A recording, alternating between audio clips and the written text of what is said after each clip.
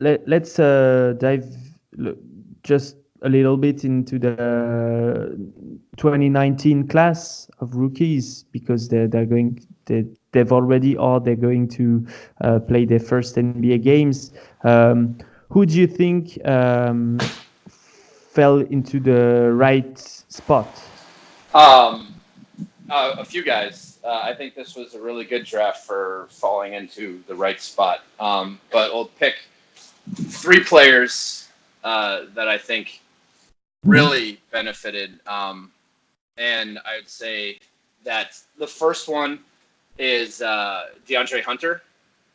Just an ideal fit for everything that he does, the stage that the team is at, the expectations they have for him. Like, there's a lot of things that line up for DeAndre Hunter. So I think that's as good of a person. I'm going to leave Zion out of it, because Zion, usually the higher the pick, the better the opportunity. And first round picks have a lot of things built around him. And Zion's unbelievable, but looking at situational fit for a first pick, like, is kind of pointless in my opinion, because usually they get unlimited opportunity to prove themselves.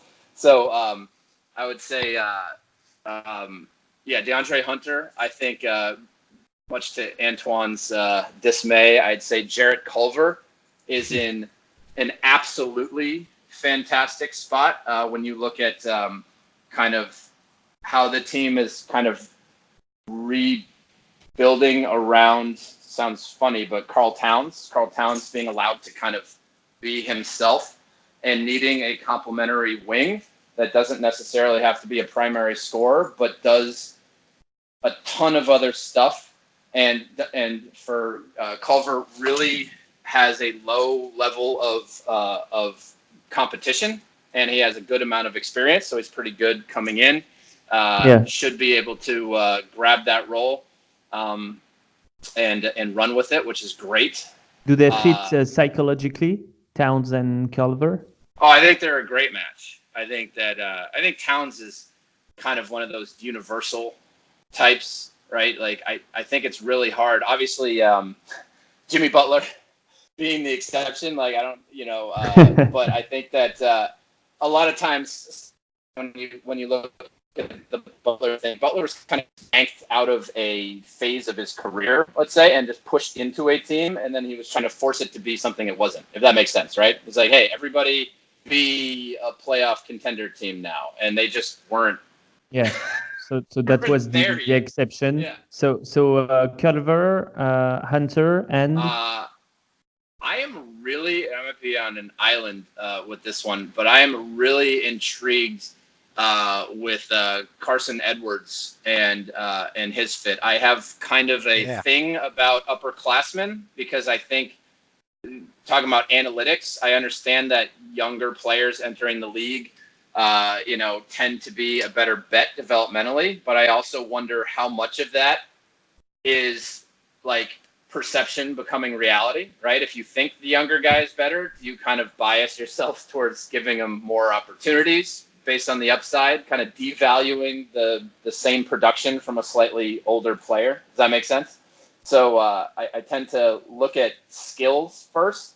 And for me, Carsen Edwards he fits a lot of the mold of these like smaller players that have had tremendous success. And when you look at where the Celtics are right now, great, team culture, even though it took a hit last year, historically they've been very solid, and they have a role, available for a guard off the bench and a coach that likes to play the kind of pace and space game that fits him. And he's just an unbelievable shooter who also happens to have a physically game ready for NBA veterans level of strength. And I think that he's going to have not only quite a season, but I think he has a chance to really establish himself as one of the better players from this draft. All right. That was interesting. Je lui demandais qui était tombé dans la bonne situation.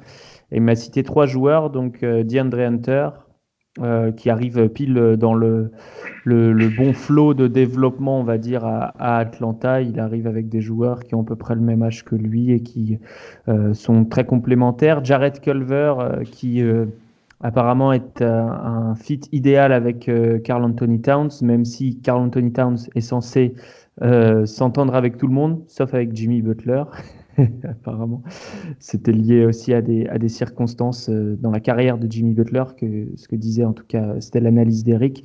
Et puis, il a cité plus intéressant, puisque plus loin dans la draft, Carsen Edwards, drafté par les Boston Celtics, et qui est tombé dans un bon environnement et qui a déjà joué plusieurs années à la fac et qui pourrait bien tirer son épingle du jeu selon lui.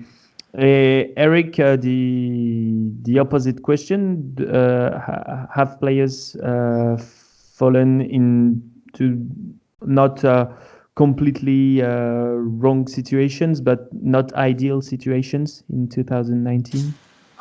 Yeah, I'd say that there's, year one is always, you never know what can change. Yeah. But yeah, there's definitely a couple. I would say right now, I think it's more about the situation than the player per se. But I think Cleveland is really interesting. Kevin Porter, especially, because I just don't know what their direction is, right? In terms of going back to what I talked about, like people like to have some level of understanding of where their place is, right? And how that reflects what their past experiences are, right? And for a player like Porter, I'm wondering what the developmental support system will be. I'm sure they have a plan. I'm not saying that they don't, but when I look at it, it's always easier when a player has a very projectable kind of role, even if that's, spending a ton of time in the G League or whatever. But the plan, it would be nice with a team like that if he had a regular rotation role.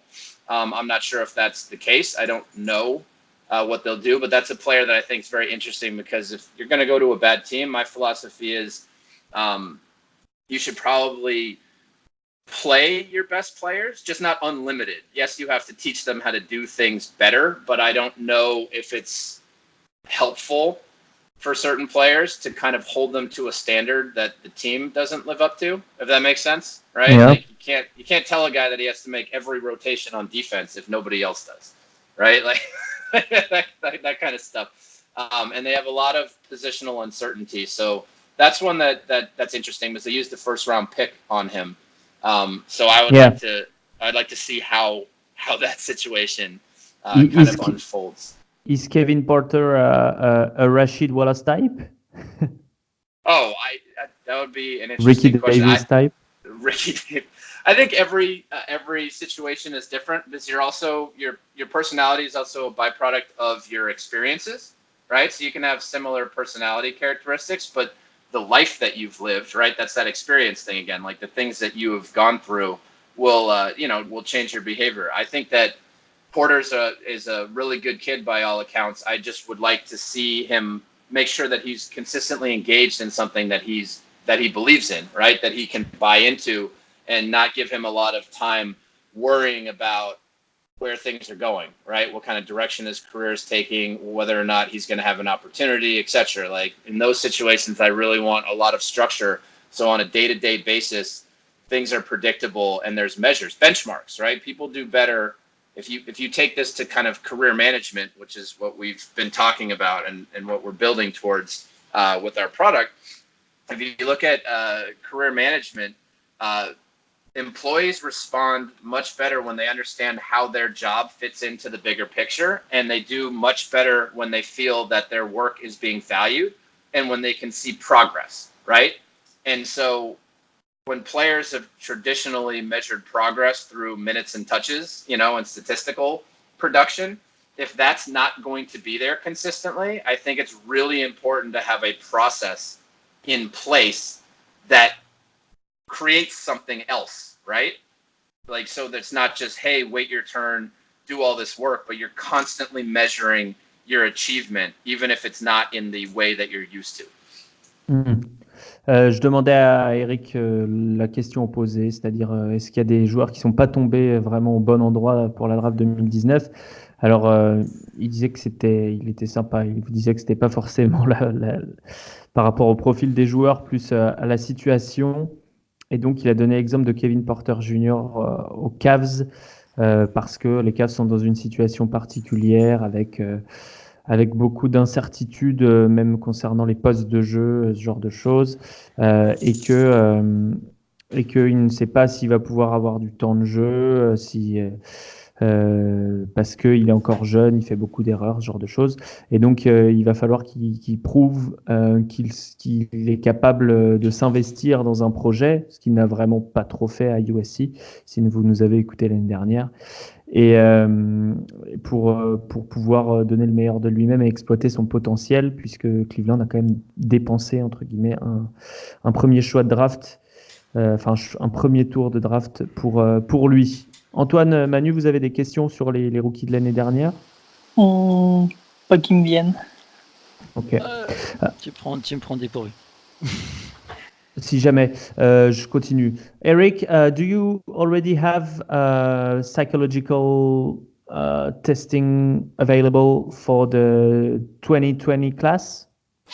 No, nothing yet. It's a process of compiling information over the year, and we've been involved in building out this new product. So we'll that's probably turn to that about the first of the year. Would be my hope, is to start to really get a lot more information and then kind of know how to approach building out. Because every one of these is built manually, right? It's not automatic. No matter what the source of information is, you really have to cultivate the source of the information, if that makes sense, right? So even with the personality data, you want to make sure that you're pulling the right information to kind of get that profile. So it's definitely a process. Not every interview and not every social media post is worthy of using for analysis. Yeah. Is it gaining importance to NBA teams, the psychological testing? Let's say I'm a prospect. I don't want to do the psychological testing. Is my draft stock going to drop? I think that's entirely dependent on the individual and the team, right? It's not, at the end of the day, talent is going to win out over anything. And obviously, I think we all know that a team will take a massive risk, even if there are tons of indicators that, that something's not going to work out, if they believe that the talent is worth it. That being said, I think that we're in a great era for dealing with the mind now. Obviously, with every team having to have a team psychologist, with mental health being top of mind. This stuff is not mental health, but if we're going to start with the most serious, if there's an awareness and an acceptance of the highest level of mental health, that's going to bring awareness to all of the rest of what can be done when you pay attention to who the person is, if that makes sense, right? Like, there's a reason that someone gets depressed,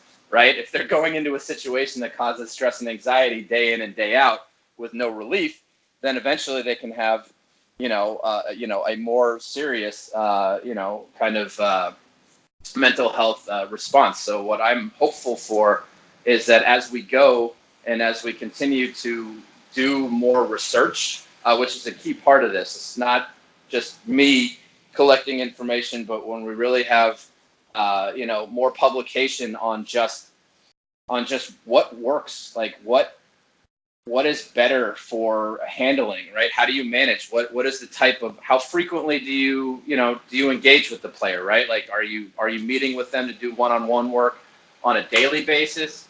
Are you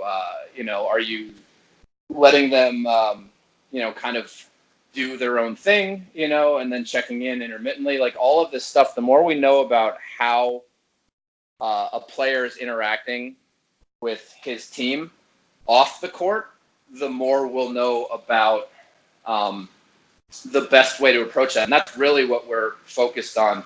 And hopefully we can do this again later on in the year. But the big thing is, what do we know about the day-to-day life of a player while he's developing, right? Not just the work that he's doing, but the schedule that he's keeping and how he's being supported, right? And that's huge, because right now most of the analytics data is about what a player does on the court, but so much of what happens on the court is a byproduct of what's going on off the court. Yeah, that's the blurry area for you. Yeah, well, that's the area we're focused on getting more information on, because it's essential. Ok.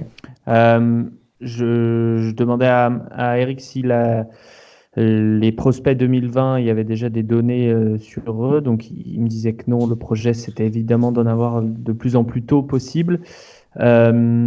Et la question d'après, c'était est-ce que ça peut pénaliser un joueur de ne pas participer au test psychologique?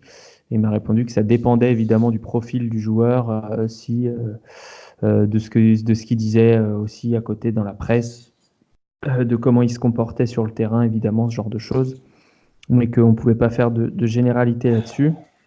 Et il a conclu en disant que le domaine où son analyse psychologique pouvait encore mieux s'améliorer, c'était sur l'entourage et la vie quotidienne du joueur, puisque pour l'instant, le côté psychologique, ça s'arrête aux déclarations dans la presse, ça s'arrête au comportement sur un terrain et aux réponses aux tests psychologiques, mais comment le joueur est entouré, comment il agit chez lui, quelle est sa routine chaque jour, ça c'est des choses qu'il aimerait prendre en compte et que pour l'instant il s'échine à travailler pour améliorer son outil.